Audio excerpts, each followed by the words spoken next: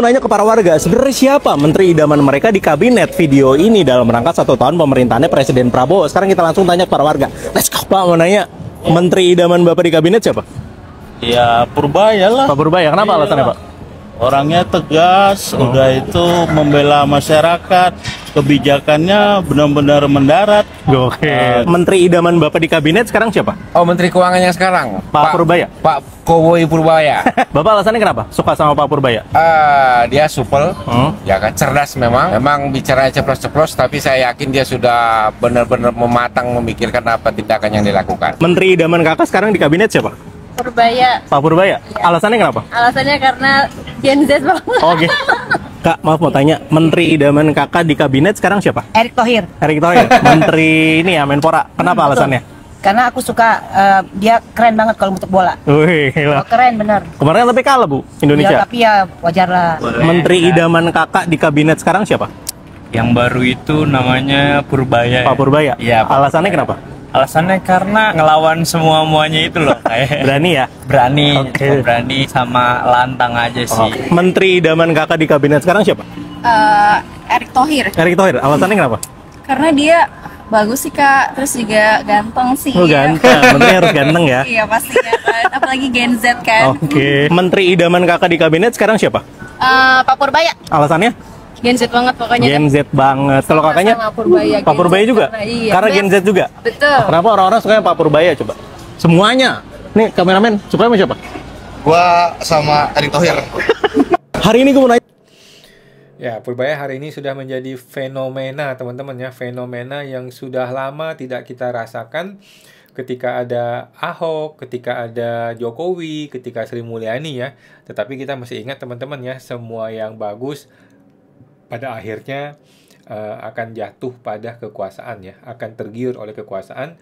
Oleh karena itu kita harus terus menjaga Pak Purbaya ya, supaya dia tidak salah langkah, tidak masuk jurang seperti oknum menteri sebelumnya atau oknum presiden ya, teman-teman.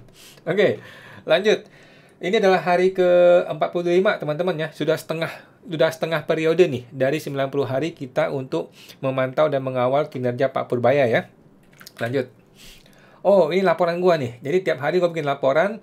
Hari ini Kamis tanggal 23 Oktober gua bikin laporan. Ini sudah hari ke-9 dari lapor Pak Purbaya ya, dan sama sekali belum dibalas sama sekali oleh Pak Purbaya ya. Hari ini gua laporin siapa? Gua ngelaporin yang namanya Suparno. Dia adalah ex dari Kepala Kanwil DJP Jakarta Barat. Dia melakukan premanisme ya.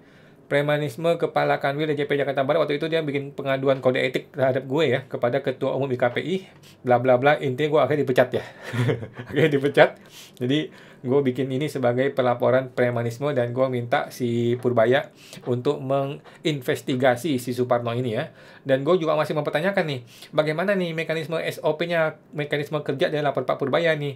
Dan kali ini kok hari ini Purbaya sudah tidak ada chatbot lagi ya. Kan biasanya ada chatbot tuh.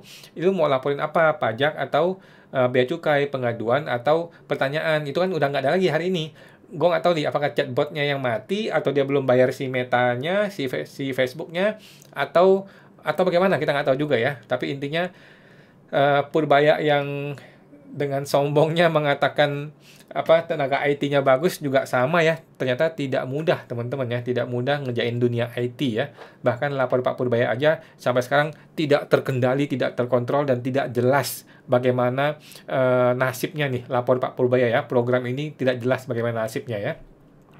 Lanjut. Pak Deddy Mulyadi ya, datangi BI cek dana mengendap 4,1 T. Ini hasilnya. Mampus kau Purbaya ya.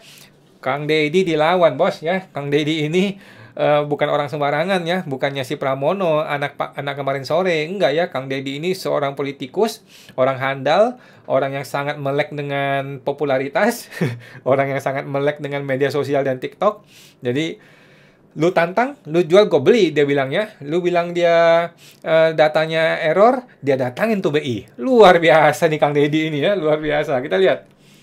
Terkait dana mengendap Pemda di Bank 4,1 triliun yang dikutip Pak Menteri, Gubernur Jawa Barat menjelaskan angka tersebut mengacu pada laporan keuangan 30 September 2025, sehingga nilainya tidak sesuai dengan kondisi terkini. Oh gitu, berarti dia mengakui dong, berarti Purbaya benar dong. Oke.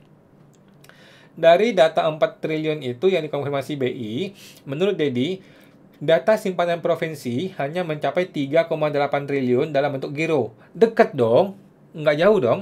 Sisanya deposito Badan Layanan Umum Daerah dan ini menjadi kewenangan BLUD masing-masing. Oke, terus.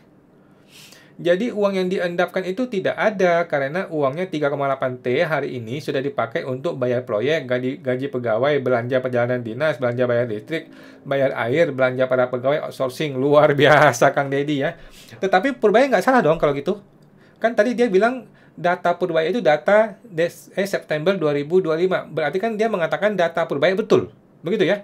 Cuman periodenya yang mungkin salah. Ya maksudnya sudah expired gitu ya kan, sudah dipakai sekarang nih. Oke. Jadi gue sudah melihat konklusinya ya.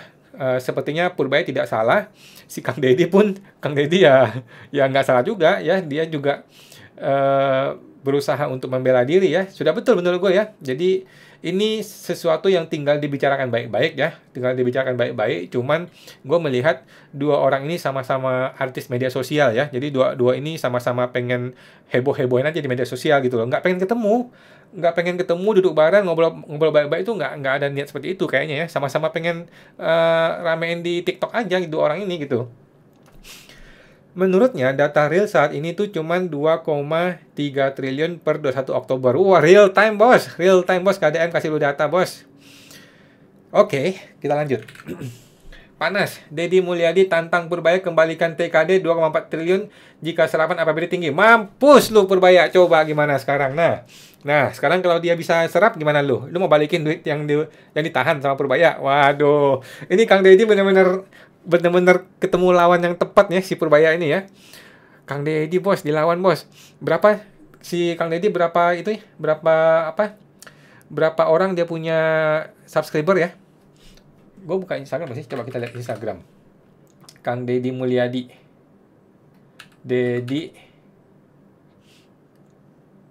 Namanya apa ya? KDM ya? Gue pakai nggak tahu loh. KDM for RI. Bukan kali ya? Salah kali ya? Cuma 34.000. Salah ini gue rasa mah. Oke, gue nggak tahu teman-teman ya apa Instagramnya si Kang Deddy ya. Tapi intinya perang masih panas dan kedua orang ini sama-sama artis media sosial dan sama-sama sepertinya egonya sangat tinggi. Cuman bedanya kan Kang Deddy ini orang partai bos ya, politikus handal bos. Kalau Purbaya kan seorang profesional, tidak mudah melawan Kang Deddy ya kali ini ya. Kita lihat Purbaya polemik dana Pemda mengendap di Bank Purbaya, awas diperiksa KPK. Oke. Jadi polemik ya perbedaan data antara BI dan Kemendagri. Ada rencana duduk bareng nggak untuk sinkronisasi data, Pak? Enggak, saya nggak. Nah, ini bener nih. Ini wartawan betul tanyanya. Ada rencana duduk bareng nggak? Kan ini masalah anggaran, masalah duit. Masalah ini hanya bisa diselesaikan kalau lu duduk bareng, kita lihat komputer sama-sama, kita beresin sama-sama gitu loh.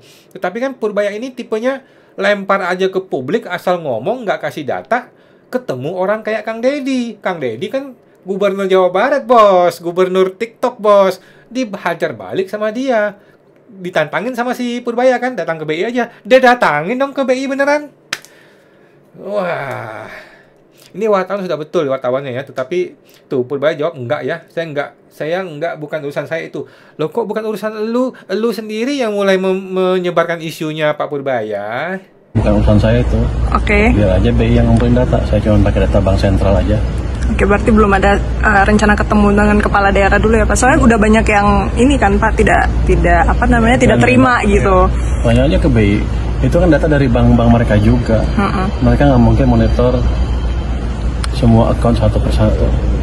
Ada yang ngaku katanya uangnya bukan di deposit tapi di checking account apa?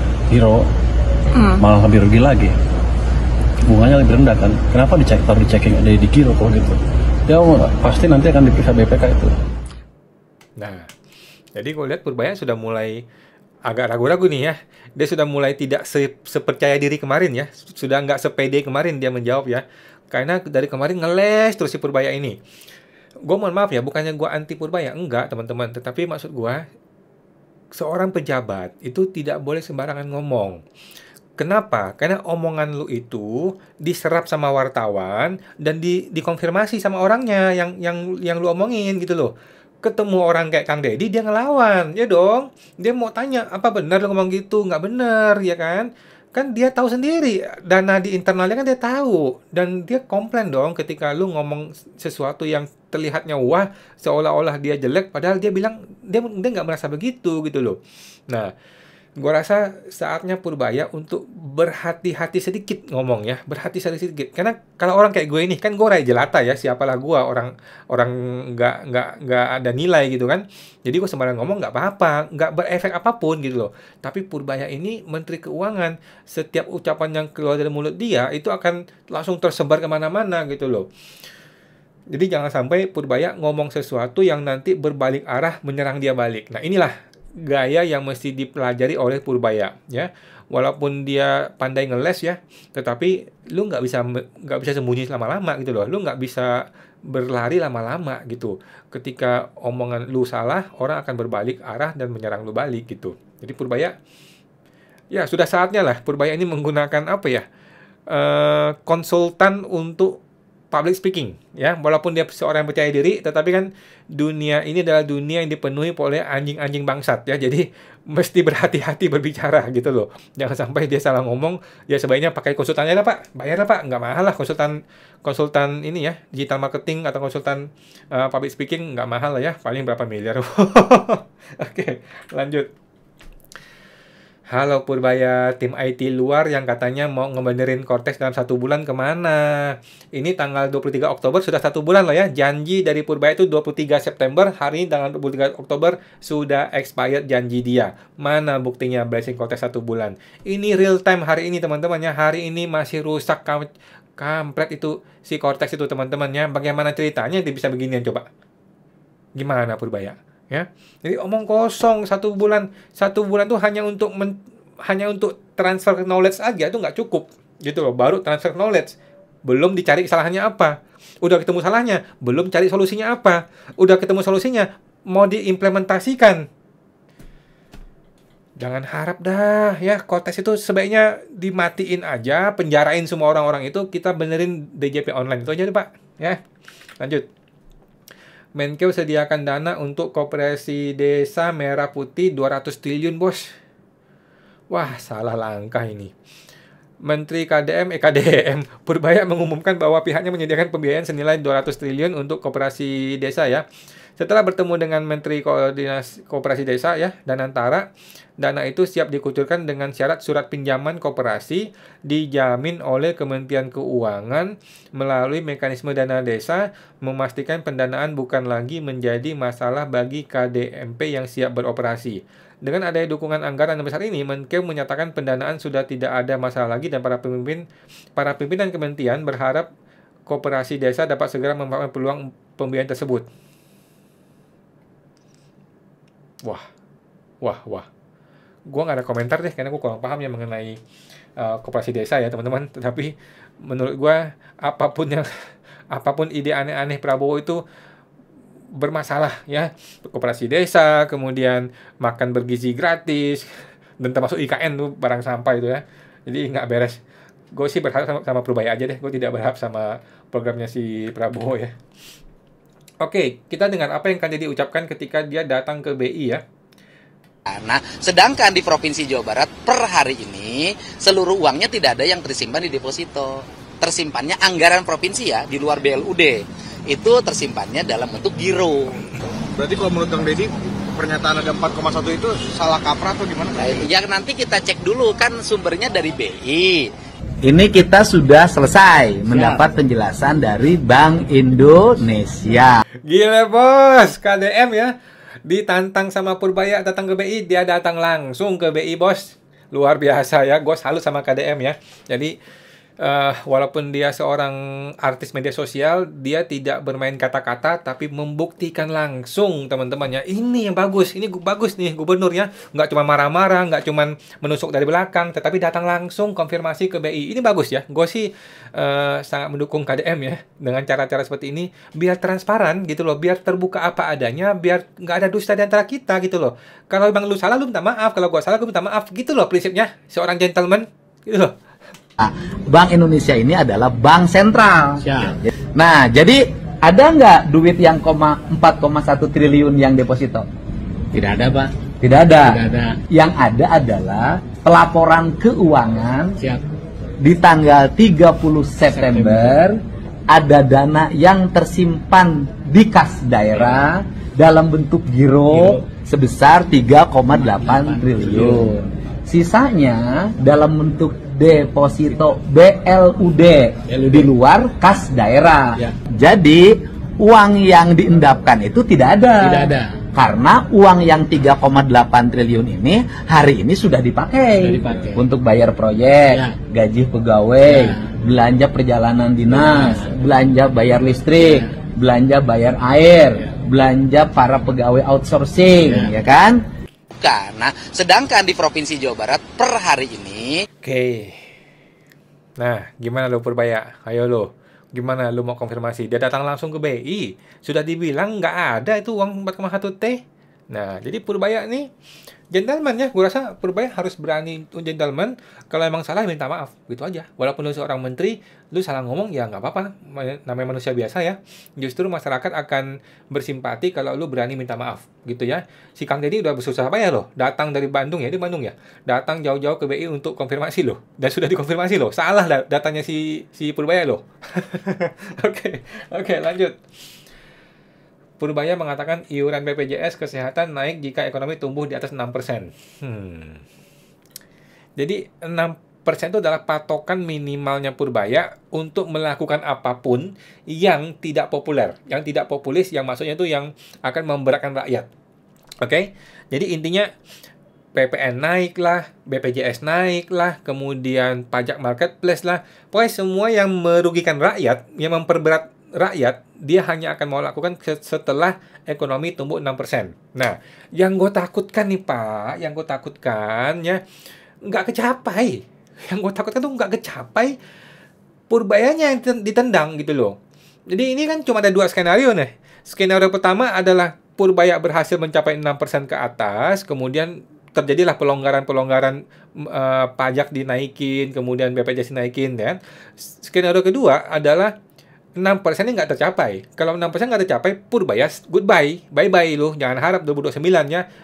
Paling lu dibuang ke tengah laut sama orang gitu kan. Nah, justru yang gue takutkan kondisi sekarang adalah justru orang-orang di sekitar Purbaya itu tidak mendukung upaya naikin 6% gitu loh. Menteri-menteri pada cuekin dia, pada nggak mau ngomong sama dia. Kemudian gubernur-gubernur pada musuhin dia. Jadi itu orang tuh nggak pengen support lu gitu loh. Orang tuh nggak pengen support dia untuk mencapai 6%. Jadi ini sulit sekali. Ini Prabowo masih turun tangan. Tempeleng itu satu-satu tuh si menteri-menteri sama si gubernur-gubernur, tempeleng semua ya. Ikutin Purbaya gitu loh. Nah, Prabowo nggak bisa nggak ngomong gitu sama ngomong doang si Prabowo. Cuman bisa tegas doang tapi tindakannya nggak jelas. Nah, sedangkan Purbaya tidak mempunyai kemampuan eksekusi. Dia mau tendang direkturnya Mandiri, ya nggak bisa. Lu mau pecat direkturnya Bank BRI, ya nggak bisa. Lu mau tendang direkturnya Pertamina, nggak bisa. Lu cuma bisa ngomel-ngomel doang. Gitu loh, hanya bisa ngomel doang tapi nggak punya kemampuan eksekusi. Sedangkan mereka, musuh-musuh Purbaya ini sudah berkonsolidasi nih. Mereka sudah berkonsolidasi dan sudah siap-siap, bahkan sudah melakukannya, menyerang balik si Purbaya. Nah, berapa lama Purbaya bisa bertahan dari serangan orang-orang ini? Gue melihat sih nggak mudah teman-teman ya. Amerika aja begitu ada presiden yang aneh-aneh dikit ditembak mati kok. Ahok dipenjarain. jadi tidak mudah ya Purbaya ini gue lihat. Idenya bagus, tetapi dia tidak punya daya eksekusi gitu loh.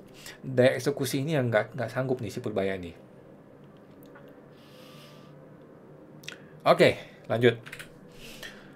Oke, Purbaya ini, Pak, tadi ada Dirut Pertamina datang. Oke, jadi Dirut Pertamina datangin Menteri Keuangan ya. Jadi bukannya Menko yang sidak ke Pertamina, tapi Pertamina yang sidak kepada Menteri Keuangan. Kita lihat. Tadi ada Dirut Pertamina, hari ini mau bahas apa sama Pertamina?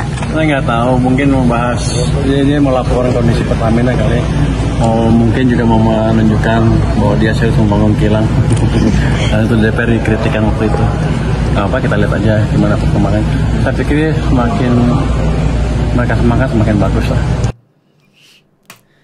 Jadi gini, kita kan tahu ya, orang datang ke Purbaya cuma ada 2 kemungkinan. Pertama minta duit, yang kedua nagih duit. Gitu ya. Sama aja ya? Sama sih. Orang cari menteri keuangan cuma ada 2 kemungkinan. Mau minta duit, ngutang, atau mau nagih duit, piutang gitu ya. Ya udahlah, kita lihat nanti ya bagaimana apa yang dilakukan oleh Pertamina di Kementerian Keuangan. Oke.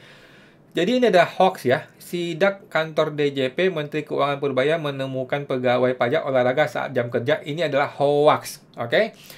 Yang menarik teman-teman, yang menarik adalah ini dibikin oleh akunnya Kemenkeu Prime. Kemenkeu Prime adalah pusat kontak layanan Kementerian Keuangan, teman-teman ya. Gua belum follow ya. Oke. Nah, jadi gue lihat nih sudah mulai saling tikam ya. Mulai saling tikam di internal Kemenkeu. Bagaimana bisa postingan dibikin oleh si Menteri Keuangan atau si Purbaya, tapi dimentahkan oleh Kemenkeu Prime. Kemenkeu Prime itu anak buahnya Purbaya. Apakah Kemenkeu Prime bikin berita ini tidak konfirmasi dulu kepada Purbaya? Jangan-jangan iya. Jangan-jangan lu tidak konfirmasi ya. Bagaimana bisa internalnya Kemenkeu bilang menterinya hoax? Itu yang bawa wartawan ke sana siapa? Gue tanya. Yang bawa wartawan datang ke gedung DJP siapa?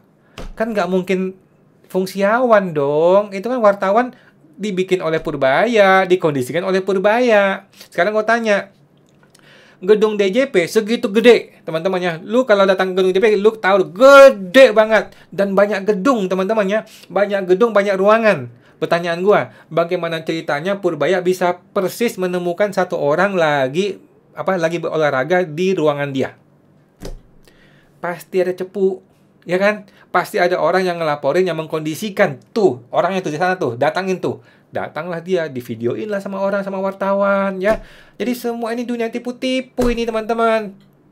Dan cilakanya, orang internalnya Purbaya nih, orang internal Kemenkeu yang bilang dia hoax.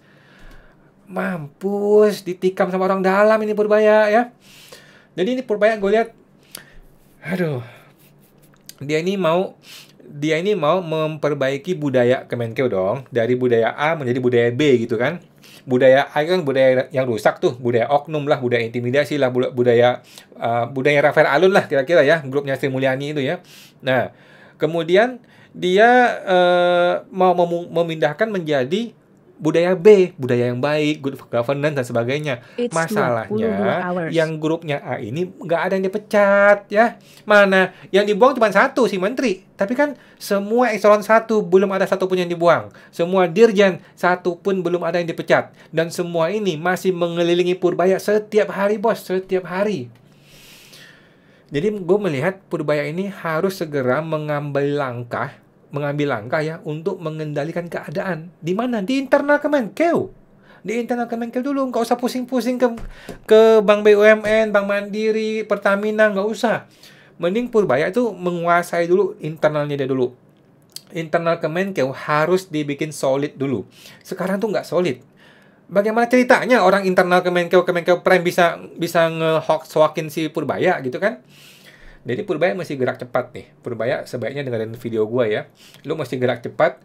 Lu mesti buang sampah-sampah yang nggak beres itu ya. Sampah-sampah Kemenkeu yang nggak beres mesti dibuang. Orang-orangnya yang error itu ditendang-tendangin semua. Nah, setelah lu tendang kan, lu mulai membikin yang namanya ya menciptakan sebuah geng lah istilahnya ya. Jadi Purbaya mesti punya geng juga ya. Selama ini kan gengnya Sri Mulyani nih. Gengnya Sri Mulyani masih di situ semua kan? Mesti dibuang semua dong. Dibuang semua, masukin gengnya lu. Gitu loh. Sama seperti Luhut ya. Enggak. Bercanda ya. Nah, jadi selama ini kan yang dibuang cuma si menteri gitu loh. Orang-orang eselon 1, eselon 2 yang pada brengsek tuh belum dibuang semua. Ya. Purbaya tuh nggak akan bisa menciptakan sebuah Kemenkeu yang idealisme itu seperti yang dia inginkan apabila orang-orang oknum yang petinggi-petinggi itu masih di situ dan masih mengelilingi Purbaya setiap hari gitu loh. Mana bisa orang yang sudah di brainstorm oleh oknum menteri yang lama udah bikin satu geng itu, sekarang Purbaya masuk mau ngubah ini semua tanpa memecat mereka. Nggak bisa gitu loh, nggak bisa. Purbaya mesti menciptakan geng sendiri ya. Gua rasa ya bergaul lah sama siapa ya? Siapa yang bersih ya? Sama Ahok itulah, bergaul sama Ahok, sama Mahfud MD kali ya. Kejaksaan, KPK gitu ya. Bentuklah tim reformasi Kemenkeu gitu lah ya. Kita gampang kok teman-teman. Kita lihat aja. Kita lihat aja yang namanya lapor Pak Purbaya. Jadi apa itu barang coba? Kita lihat aja, ini Kemenkeu Prime ya. Kita lihat ya, kita lihat berita berikutnya. Ini hoax katanya ya. Ini adalah hoax saat tidak bla bla bla bla bla, ini hoax ya. Di ujungnya dong dia bilang laporkan apabila sobat Kementerian Keuangan menemukan informasi bla bla bla, silakan telepon ke sini, WA ke sini, email ke sini, menunya ke sini. Ada nggak lapor Purbaya di sini, teman-teman? Tidak ada. Jadi internalnya Kemenkeu sendiri tidak peduli dengan lapor Pak Purbaya. Internal Kemenkeu sendiri, Kemenkeu Prime, tidak mau mempromosikan lapor Pak Purbaya. Ini namanya ditikam dari dalam. Tuh, mana lapor? Ada nggak lapor Pak Purbaya di sini? Kagak ada, bos. Kagak ada. Ampun dah gue. Gila. Orang dalam loh. Ngenikam Purbaya loh. Gila nih. Buset. Tuh orang pada komplain ya. Memang di luar jam kerjanya itu jam berapa ya? Emang Pak Menkeu kalau sidak datangnya di luar jam kerja ya? Nah, ayo lo. Aduh.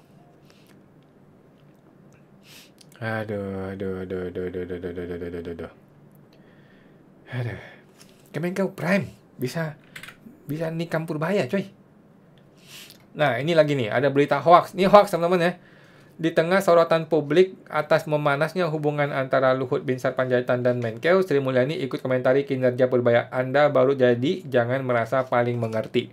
Ini dari ssmedia.id ya. Gua cuman screenshot tadi ya. Tapi ini hoax, teman-teman ya. Ini sudah clear, ini adalah hoax ya. Itu adalah hoax ya, yang si Sri Mulyani. Nah, sekarang gini, gue tidak mempermasalahkan dia hoax atau enggak ya. Yang pengen gue cermati dan teman-teman sama-sama cermati adalah siapa yang bikin postingan ini. Postingan ini tidak dibikin secara gratis dong. Ada orang di balik dia yang bikin, ada desainernya, ada tukang editingnya, ada tukang postingnya, ada akun media sosialnya, dan pasti orang-orang ini dibayar. Ya teman-teman ya, pertanyaan gue, siapa yang bayar mereka? Siapa yang bayar mereka untuk bikin postingan hoax kayak gini? Jadi gue melihat Purbaya ini sudah terlalu banyak menciptakan musuh. Dan musuh-musuhnya ini sudah mulai berkonsolidasi dan akan menyerang balik Purbaya. Seperti ini, gitu loh. Menyerang balik Purbaya, dan Purbaya harus mempersiapkan benteng. Bentengnya tidak cukup Prabowo, bos. Tidak cukup Prabowo. Purbaya harus membuat dia dikelilingi oleh orang-orang yang betul-betul suportif sama dia, mendukung dia, yang betul-betul kuat ya. Kalau perlu libatkan TNI kali ya, atau jaksa ya. Intinya Purbaya bisa goyang ya. Sudah mulai digoyang oleh orang-orang seperti ini. Kan ini hoax nih. Ini kan hoax, butuh dikonfirmasi lagi dong. Gitu kan? Jadi Purbaya betul-betul sedang ditikam dari dalam dan ditikam dari luar. Gitu. Tidak cukup lu mengandalkan Pak Prabowo. Dan tidak cukup mengandalkan rakyat ya. Walaupun rakyat cinta mati sama lu, Purbaya ya. Tetap aja kalau lu didor sama orang kan kita nggak bisa bantu. Gitu Pak ya. Lebih baik Pak Purbaya mengelilingi diri dia dengan orang-orang yang kuat ya. Orang-orang yang kuat secara politik sih. Siapa tapi ya? Ahok? Ya enggak lah. Nggak bisa. Hoax, Sri Mulyani tegur Purbaya. Ini hoax ya teman-teman ya. Sudah jelas hoax. Tetapi kan pertanyaannya adalah siapa? Siapa yang bikin berita hoax ini? Ya kan? Pasti ada yang bikin dong. Dan ada yang bikin, kalau ada yang bikin berarti ada yang kasih duit untuk bikin gitu kan? Nah, gampang ceritanya. Oke, teman-teman ya, ini sudah hari ke-45, sudah setengah dari perjalanan Pak Purbaya dari 90 hari ya. Kita berdoa semoga Pak Purbaya betul-betul bisa mewujudkan idealisme dia. Dan mohon dong Pak Purbaya ya, agak jaga-jaga dikit mulutnya ya, karena salah-salah nanti bisa diahokkan, bahaya sekali ya. Oke, sebelum terakhir kita akan lihat satu komedi lagi teman-teman ya. Ini komedi apa ini? Komedi orang di penjara ya. Apa bang bisa masuk penjara? Pencurian bang. Oh, abang rampok. Begal bang. Oh begal. Udah berapa lama jadi begal bang? Saya masih newbie bang, baru 3 bulan. Waduh, masih harus banyak belajar berarti ya? Iya bang. Keluar dari sini perbanyak jam terbang aja bang. Insya Allah jadi begal top global. Iya bang. Kalau abang sendiri, kasus apa? Pencurian juga bang. Oh, abang begal juga? Saya nilap duit kantor bang. Astagfirullah bang. Berapa? 2 juta. Lah, nanggung amat. 2 juta doang mah. Mending ikut saya ngebegal. Boleh bang, keluar dari sini tolong di training ya. Boleh. Kalau abang masuk penjara kasus apa bang? Upload muka Bahlil.